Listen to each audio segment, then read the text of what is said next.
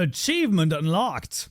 Let's add custom advancements to Minecraft. If you want to go deeper, the 26.x modding courses are linked down below. 30 plus hours covering complex block entities with fluid and energy handling, custom mobs, custom networking, and even custom biomes and dimensions. Everything you need for 26.x, all in one place, linked down below in the description. Alright, my friends, back to once more, and in this tutorial we're going to be adding custom advancements over here to our Minecraft mod.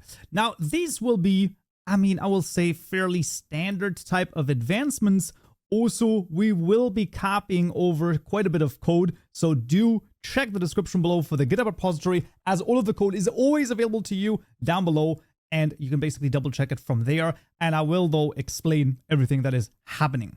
Let's start off because mod advancements or advancements in general are data gen because they're all JSON file based. So we're going to start off with the mod advancements class over here. Absolutely fantastic, which will extend from the advancement provider. Exactly right. We're going to hover over this create constructor matching super, where we will remove the list of advancement sub-providers. We'll fix that in a second right here. And within this class, we're going to make a public static class, and this is going to be our tutorial mod advancements. There we go, which implements the advancements subprovider. That is exactly right. This one, of course, also hovering over to implement the generate method. And then we also, we don't need to create a constructor. In the subproviders over here, in the super call, we can now do a list.of, and this list.of is of a new tutorial mod advancements. That's pretty much it. And now inside of the generate method, that is where we're going to generate stuff. Here for us, we will need a var. It's a hold the lookup, but we're just going to call it a var for the items in order to look up items. To get that, we're going to do registries.lookup or throw registries.item. There we go. And that allows us to reference items. That's actually quite important in this case because we do want to do a couple of things.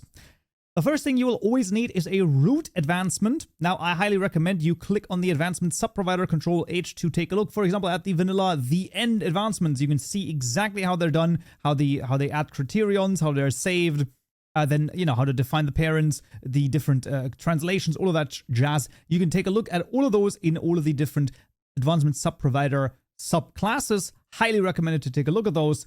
And we're just going to add our first one over here, which is the advancement holder root. So this is going to be the root, which is basically the idea of the tab, right? So if you are on the advancements, you'll have a tab, and thus root over here is the tab. Every advancement holder is going to be equal to advancement.builder.advancement. This is the advancement method right here. And then you can call a couple of different methods on this builder. For example, the display right here, which is going to be almost the most complex of them. The first parameter is an item, which is the thing that is displayed as the icon. In this case, Azurite. I think that makes a lot of sense. Then we'll have a component. This component.translatable is going to be advancements.tutorialmod.root.title. That's what we're going to call this over here. We can duplicate this and change the title to description. Description, yes. Then we will have an identifier with default namespace, very important, because for the display of the root, we wanted to define a background. And this background is just going to be GUI/advancements/advancement, making sure we write this correctly, /backgrounds/adventure. That's what I've chosen over here, but you can, of course, also take a look at the other ones that also works. Then we have to define what advancement type it is. Is it a goal? Is it a challenge? Is it a task? We're going to say this is a task over here. We're going to say false on the show post. We're going to do a false on announced chat, and we're going to do a false on hidden. And then after the display over here, we can now call some other methods. For example, the add criterion. This is the criterion, and then the trigger that has to sort of happen in order for this advancement to be gotten. In this case, this is going to be has_Azurite. And then this is going to be an inventory change trigger dot trigger instance. This is the trigger instance dot has items, passing in the item predicate dot builder dot item dot of, and then we can pass in the items holder getter from the top, and then pass in mod items dot Azurite dot as item, as this is going to be the item that we need to have basically changed in our inventory in order for this to trigger. And finally, we want to call the save method, passing in the output parameter from the generate method, and then also the identifier from namespace and path with tutorial mod ID. And then the name here is super important, tutorial mod/root. And you basically always want to do the this is the name of your the group of advancements, right? So if we once again take a look at, let's say, for example, the story advancements, those always go under story/mindstone, story/upgrade tools, and things like that. When it comes to the criterion, those can get unbelievably complicated, because obviously there's all sorts of things like shearing sheep or interacting with a cow or whatever there might be. I highly recommend you take a look at all of the different things. The simple criterion trigger over here, look at how many there are, right? There's any block interaction, trade triggers, there are player hurt entity, there's a lot of different things. And in theory, of course, you could also add your own custom triggers as well, but that is where it gets like way off the deep end. You can always take a look at these things and just take a look at every single one that you have available to you, and also, of course, all of the vanilla ones, right? I don't know how those work. It's like smelt iron, for example. Right? How does that work? Well, inventory has iron ingots. So if you have an inventory change and you get iron ingots, all of a sudden, boom, or you now get that particular advancement. That's the whole idea in this case, and that is the root advancement. And from this, we will now actually take the other two that I have prepared, and we will take a look at those as well. So those two are the plant seed, which is basically going to be the rice shoot over here. And if you put down a goji berry bush or a rice crop or an onion crop, you can see this is a requirements for the criterion. And the strategy is or, meaning that we have to set down any of those, right? So if we would do an and, then we would have to set down all of those to get the advancements.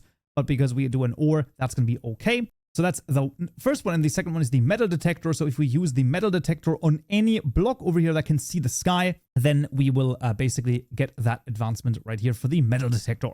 Real fun is when you are starting to translate the advancements, because usually the fun in the advancements is also the naming of them. So for example, we can basically take these translations and just add them down here. So in this case, the tutorial mod advancements are just tutorial mod advancements, pretty cool. Then we have the plant a custom plant, right? So this is planting a custom plant is pretty neat. And then here, detected valuables, try finding valuables with the metal detector. I didn't come up with any pun with the metal detector. Surely you can come up with something. Feel free to leave a comment down below if you can think of something. And there we basically have it. Those are going to be the three advancements that we're going to use. Like I said, the most important thing here also for the non-root advancements is that they have a parent, right? So the idea is that when you remember like how the advancements work, you always have a parent, and then, you know, it's like it goes to like the next advancement, and then the next advancement, and then the next one might have like two different advancements that it goes to, right? So that it like splits up, and basically you can just define the parent of the advancement, right? In this case, the plant seed is going to have the root as its parent, and then the metal detector has the plant seed as its root, but as its parent rather. But you can also double check this. In theory, the parent over here is of course called quite a few times, so you can see that old Betsy right here, for example, is both right here as well as right here the parent. So you can have the same parent for multiple advancements. Highly recommended to just test out a bunch of things and see what you can come up with. Finally, the mod advancements class, of course, has to be created right here. Very straightforward, mod advancements. And this also creates or needs a lookup provider. And that is that.